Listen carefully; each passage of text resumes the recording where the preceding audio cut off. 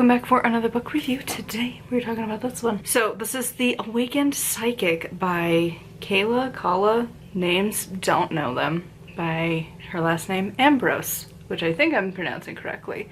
What you need to know to develop your psychic abilities. As the title would suggest, this talks about various types of psychic work.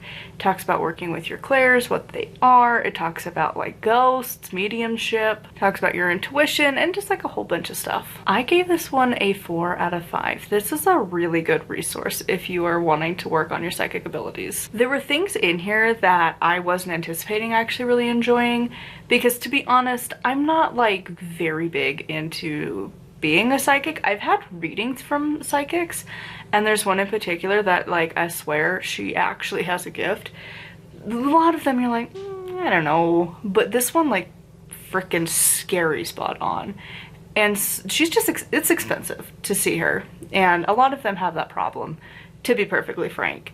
You can find various levels of like readers for like, you know, 30 to 50 bucks, give or take. It can definitely get more expensive, but that's kind of the going rate. But psychics are usually around the $100 mark, and that's like, that's more than I have in my free budget. That doesn't exist anyways, but that's like really a lot of money for us.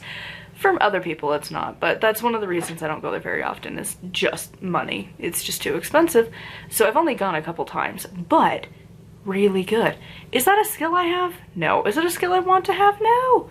I don't want to see ghosts and get messages all of the time, and a lot of them I feel like I've had the experience where, like, for her she was scary accurate, but also did seem to have one foot in reality at all times, where I've met others that don't, and you're like, I think you might need to see like an actual like therapist or something, because it can start to move into some weird categories of like, you know, you get a little weird, to be honest, where it's like, oh, I'm talking to all of these gods all at once and all of these things, and it starts to sound like the ramblings of somebody who's not really mentally stable. And so that's usually where I feel that a lot of the psychic people tend to gravitate, is more of like, how mentally stable are you? Because again, you don't have a firm grasp on reality. And so I struggle with it, and like I don't really want to do that anyways. It's not something I'm like, you know, there's things about like your intuition and stuff, sure, but then I feel like there's a line, and some of them just I just don't do a lot with it, and it's not a thing I really care to learn a whole lot about, because it's not my thing. That said, you know, I'm just reading through the books that my library system has, so I was like, sure. And again, while it's not something I personally want to learn, there are a few that are actually legit and are really good.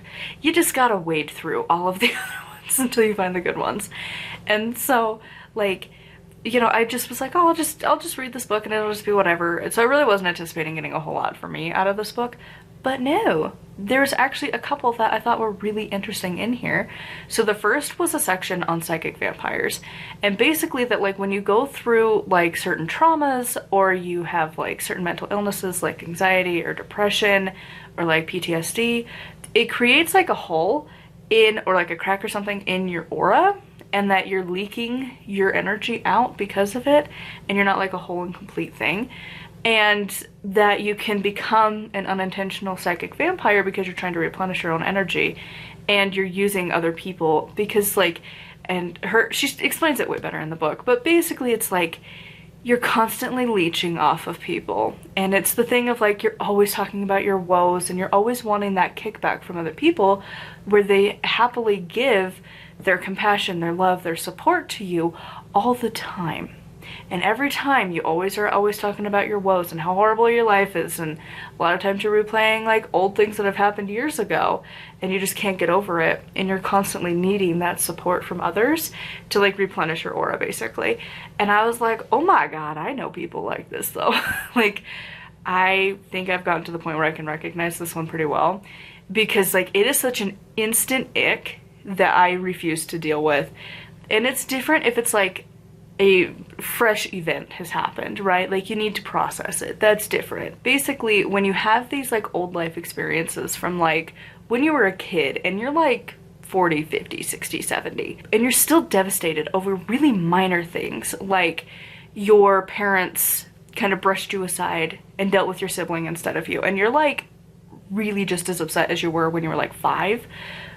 That's the psychic vampire thing. And like, there was one that came into her life kind of recently that was just like super freaking clingy and needy, and it's like, bro, we have met you once. And just this constant, I need you to give me energy. I need you to sit there and give that compassion, give that love, give that support constantly without giving back.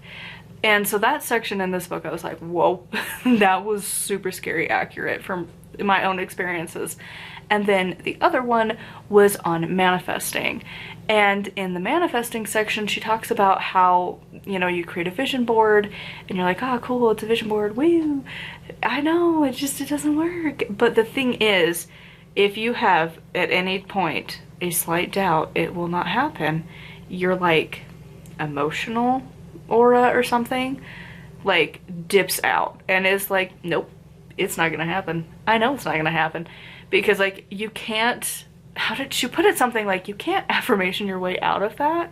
Like, you have to just rework that vision board until it feels practical to you. And I think that's something we don't see a lot in the law of attraction manifesting world, because I'm gonna be real, there's so much scam there. Like, you will just get scammed out of so much money if you fall for these people. And I think that is actually a very good point of like, you gotta emotionally believe that it's gonna happen and you cannot have a doubt about it.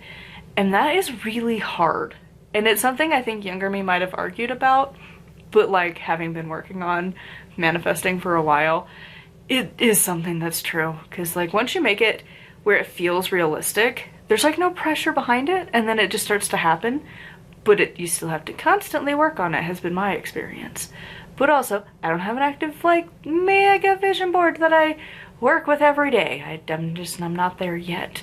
So maybe that's the key to life or something. But I really did appreciate her talking about how you have to work on like your emotions about it, because even if you can, like, you can't affirmation your way out of it. And it was like, yeah. So I would recommend this book if you are a beginner to learning about psychics and working on your intuition and stuff.